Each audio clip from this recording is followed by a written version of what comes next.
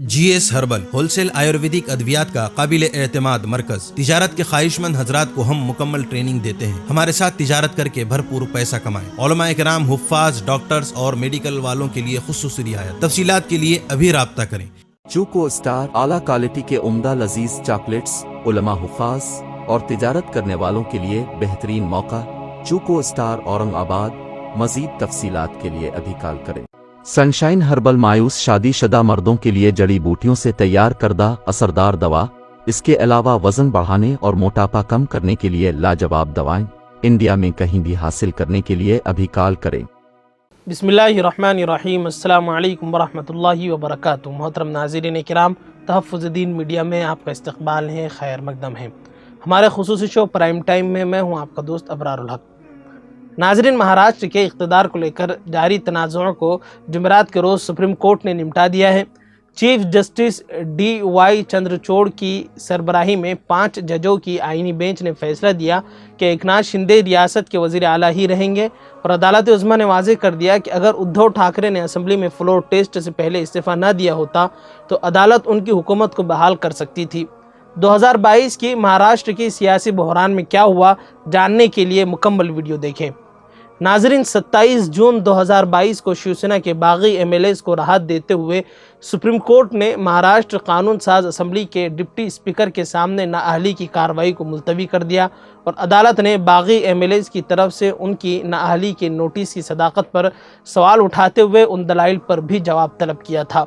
29 جون 2022 کو supreme court نے مہاراشٹر کے اس وقت کے گورنر بھگت سنگھ کوشیاری کی طرف سے ادھو ٹھاکرے کی قیادت والی مہا وکاس اگھاڑی حکومت کو فلور ٹیسٹ کرانے کی ہدایت پر روک لگانے سے انکار کر دیا، اور 11 جولائی 2022 کو سپریم کورٹ نے مہاراشٹر کے نو منتخب اسپیکر راہل نارویکر سے کہا کہ وہ ادھو ٹھاکرے دھڑے کے شیوسینا ایم ایل ایز کو نااہل قرار دینے کی درخواست پر مزید کارروائی نہ کریں۔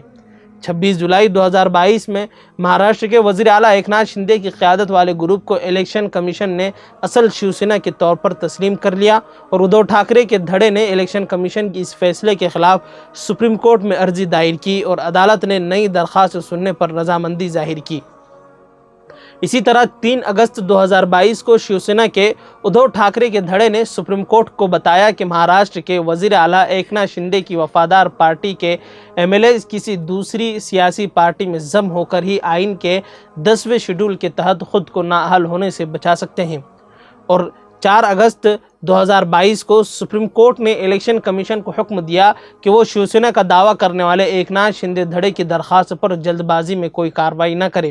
اپنی درخواست میں شندے دھڑے نے مطالبہ کیا تھا کہ اسے حقیقی شیوسینا سمجھا جائے اور پارٹی کا انتخابی نشان کمان اور تیر الاٹ کیا جائے، اور 23 اگست 2022 کو سپریم کورٹ نے شیوسینا اور مہاراشٹر کے وزیر اعلیٰ ایکناتھ شندے کی طرف سے انحراف، انضمام اور نااہلی سے متعلق کئی آئینی سوالات اٹھانے والی درخواستوں کا حوالہ 5 ججوں کی بینچ سے لیا، اور 6 ستمبر 2022 کو سپریم کورٹ نے ادھو ٹھاکرے کیمپ کی طرف سے الیکشن کمیشن کے سامنے کارروائی روکنے کے بارے میں ایکناتھ شندے کے دھڑے کے دعوے کا نوٹس لیا، اور عدالت نے کہا کہ وہ آئینی بینچ کے سامنے درخواست کی فہرست پر غور کرے گی، اور 27 ستمبر 2022 کو سپریم کورٹ نے ادھو ٹھاکرے کے دھڑے کی درخواست کو خارج کر دیا، جس میں شندے دھڑے کی حقیقی شیوسینا ہونے کے دعوے کو چیلنج کیا گیا تھا۔ اسی طرح 13 دسمبر 2022 کو ٹھاکرے دھڑے نے سپریم کورٹ سے مہاراشٹر کے سیاسی بحران سے متعلق کیس کو نااہلی کی درخواست سے نمٹنے کے لیے 7 ججوں کی بینچ کو سونپنے کا مطالبہ کیا۔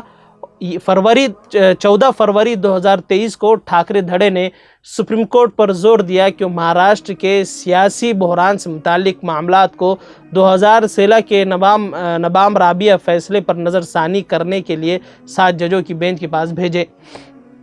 اسی طرح 15 فروری 2023 سپریم کورٹ نے کہا کہ مہاراشٹر میں سیاسی بحران سے متعلق مسائل شیوسینا میں اختلافات سے پیدا ہوئے ہیں، اور یہ مشکل آئینی سوالات ہیں جنہیں عدالت نے حل کرنا ہے، کیونکہ موجودہ سیاست پر اس کے بہت سنگین اثرات مرتب ہو رہے ہیں۔ اور 17 فروری 2023 سپریم کورٹ نے مہاراشٹر کے سیاسی بحران سے متعلق درخواستوں کو 2016 کے نوامبر رابعہ فیصلے پر نظر ثانی کے لیے 7 ججوں کی بینچ کو بھیجنے سے انکار کر دیا۔ इसी तरह 20 फरवरी 2023 को उद्धव ठाकरे कैंप ने सुप्रीम कोर्ट से रुजू किया और इलेक्शन कमीशन के एकनाथ शिंदे धड़े को हकीकी शिवसेना के तौर पर तस्लीम करने और उसे कमान और तीर इंतखाबी निशान अलाट करने के फैसले को चैलेंज किया।